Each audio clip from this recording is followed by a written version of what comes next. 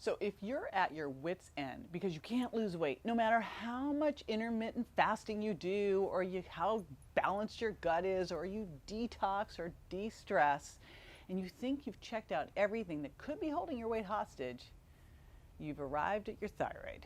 Now, if you've got thyroid fatigue, you don't have to settle for the weight gain or the low energy that usually comes with it. There are things that you can do to get your thyroid healthy and moving again. So stay tuned for the way to unlock this key to revving your metabolism.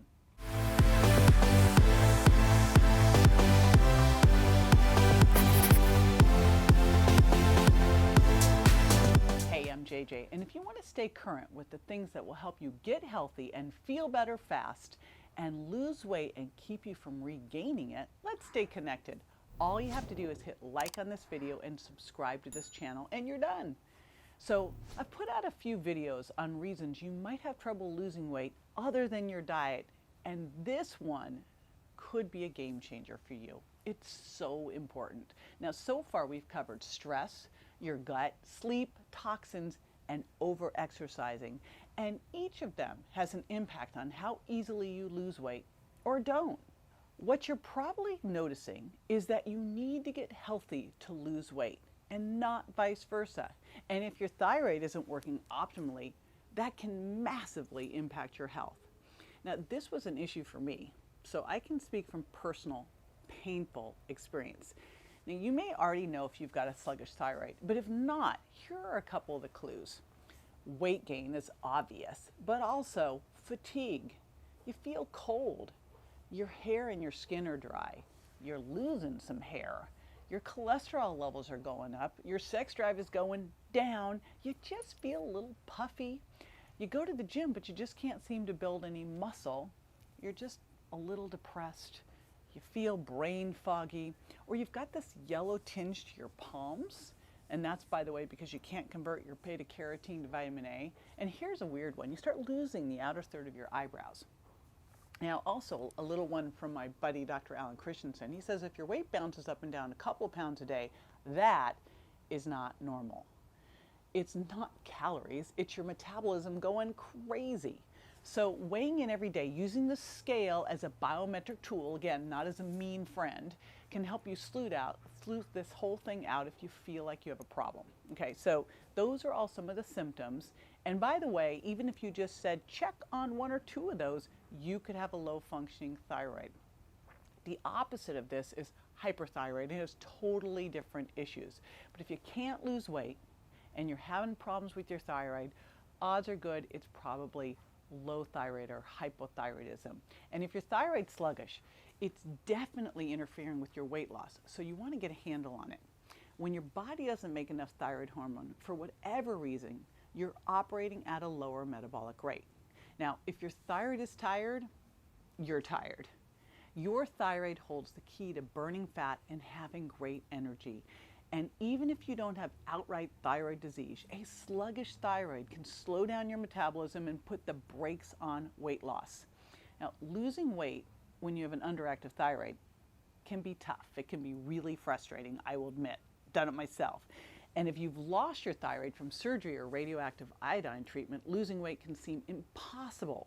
Fortunately, there's some things you can do. Now, most likely, if you have hypothyroidism, is Hashimoto's, which is a hereditary autoimmune condition where the body's immune system attacks and damages the thyroid. This prevents the thyroid from making and releasing enough thyroid hormone. So you're pretty likely to need supplemental thyroid hormone as well. And if you do, no amount of diet or exercise is going to take that weight off alone. But not all medication is created equal, so that's something we're going to talk about. But here's the thing.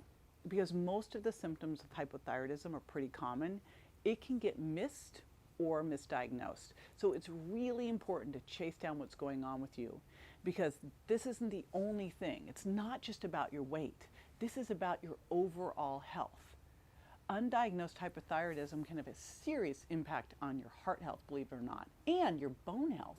So you've got to get this figured out, and I'm going to help you do that. So if you're thinking that maybe, but you're not sure you have thyroid issues, the first thing you got to do is you've got to get yourself checked out. And I recommend that you do this with a functional medicine doctor who's going to look past the normal range of the single TSH marker and look at the bigger picture, which is going to also include antibodies and symptoms. One of the challenges is that most traditional practitioners will only look at TSH or TSH and T3 and T4. And TSH, thyroid stimulating hormone, is produced by the pituitary gland. The challenge is that you can be hypothyroid and still in the normal range here. Mild hypothyroidism, like what I had, and it was just a little over, makes you tired, achy, and less likely to exercise, and then you pack on more pounds. And when you're tired, you probably crave and eat more sugary foods and carbs. I mean, it just all becomes a vicious cycle. Normal reference ranges often won't tell you that your thyroid is the problem. So just testing TSH is not going to give you the complete picture you need. And again, you're going to want to work with the functional medicine doctor who will give you the complete picture. You'll get TSH, free T3 and T4, reverse T3, and antibodies. And you should also take a look at your iron levels and your cortisol levels, as all of these go together and they all tend to get out of whack together. By the way, chronic stress that causes cortisol to be elevated longer than it should also is going to negatively impact the thyroid along the way and starts to block that conversion of T4 to the active T3 hormone. So when you focus on healing your thyroid, you've also got to look at your stress hormones. Now, the right diet and supplements can help balance your hormones, reduce inflammation, bring down those thyroid antibodies, and bring back your energy. When you get yourself healthy, weight loss is this beautiful side effect. It's this beautiful side bonus. Though the first thing you want to do is make some changes to what you eat. And I'm going to tell you to start with the Virgin Anti-Diet. It's going to make sure that you eat enough protein relative to carbs and fat, which is super important here because lots of fiber is good for your gut and for the butyrate in your gut that regulates thyroid hormones. It's also critical to remove the key high food intolerance foods because these things, specifically gluten, soy, and dairy, could be triggering that autoimmune response.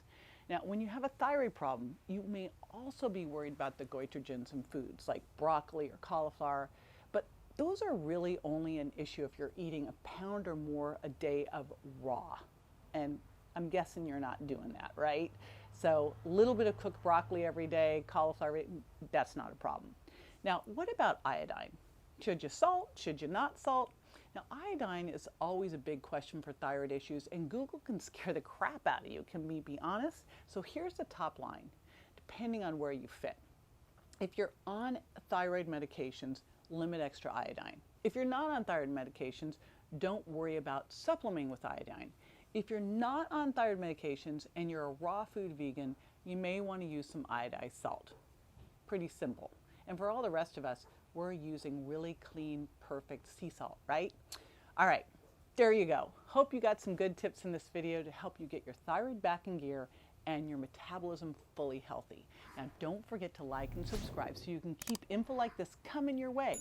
In the next video, we're going to tackle 4 ways to boost your metabolism that will make you look and feel great. See you there.